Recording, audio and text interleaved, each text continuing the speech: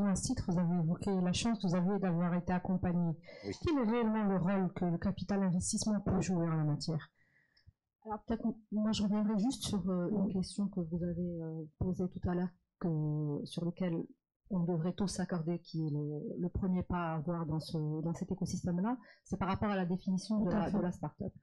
Aujourd'hui, donc, on évolue dans un écosystème où chacun travaille peut-être de son côté, où on a des définitions plus ou moins communes, mais on n'est pas d'accord sur la vraie définition au sein de cet environnement-là.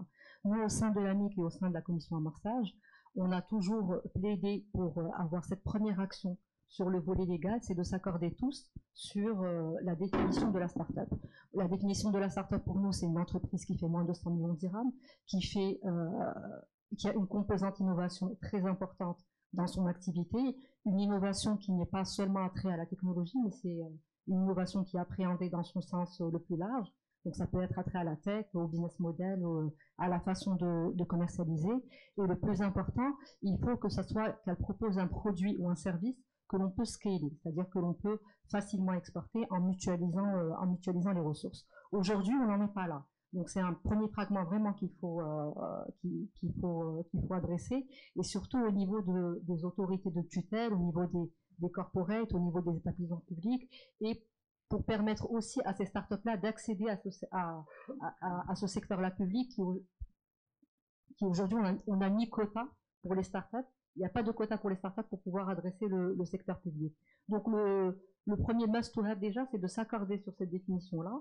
On ne l'a pas, donc chacun l'aborde de sa façon. On a les composantes nécessaires, chacun de notre côté, que ce soit au niveau d'innovation. Il n'y a pas le niveau de chiffre d'affaires qui est défini. Il n'y a pas le type d'innovation qui est attendu.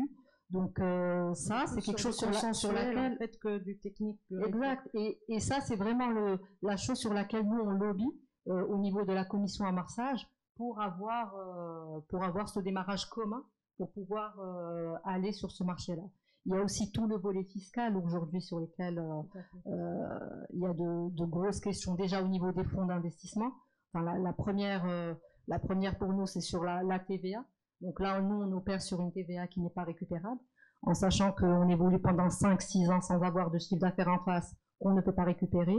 Et sans parler du plan comptable aujourd'hui qui n'est pas adapté, parce que même les cessions ne sont pas adressées comme des produits d'exploitation, mais c'est plutôt du non courant, alors que c'est notre principale activité. Et il y a tous ces incentives-là qu'on attend pour intéresser, que ce soit des corporates ou que ce soit d'autres investisseurs, pour venir miser avec nous sur des fonds, soit sur nos fonds actuels ou sur des fonds qu'on voudrait structurer.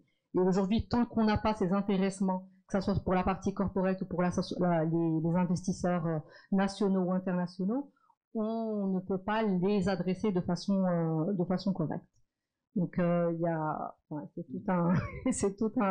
c'est aussi un manque à gagner, donc même pour le développement de l'écosystème quelque part. Mais bien sûr, ce n'est pas c'est bloquant, et en fait on évolue dans cet environnement, et peut-être que là maintenant qu'on s'est tout dit et que tous les jalons sont posés, c'est que peut-être qu'on avance par mesurette, et pour qu'on avance bien, il faut vraiment le chambouler, tout casser et redémarrer quelque chose sur une feuille blanche où on donne toutes les conditions nécessaires pour que cet écosystème-là évolue.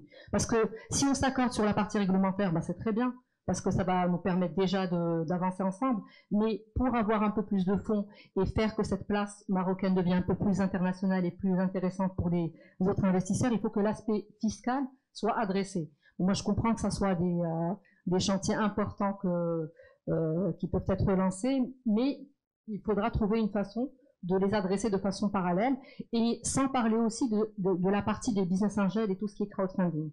Aujourd'hui, ça commence à naître, on a mis plus de 2 ans à avoir les décrets de publication sur la partie crowdfunding.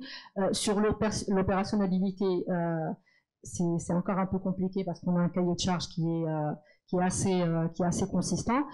Et pour les business angels, aujourd'hui, on n'a pas d'incentive intéressant. Il y a des crédits d'impôt TVA qui ont été accordés dans la précédente loi de finances.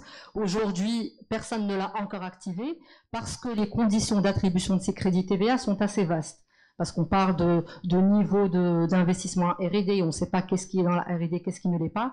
Et donc voilà, c'est plein de petits compartiments comme ça qu'il faut solutionner, peut-être adresser de façon transversale. Et pourtant, la stratégie nationale, la stratégie axée sur le digital aurait dû remédier à toutes ces questions-là. Est-ce que finalement, n'a-t-on pas juste posé de grandes valises et puis on attend les nouvelles valises de ce nouveau ministère qui normalement, il y a une réflexion qui est aujourd'hui en cours pour le secteur. C'est quelque chose sur lequel les ministères de tutelle, les 3 ministères de tutelle travaillent aujourd'hui. Donc on est en attente des résultats de cette réflexion-là.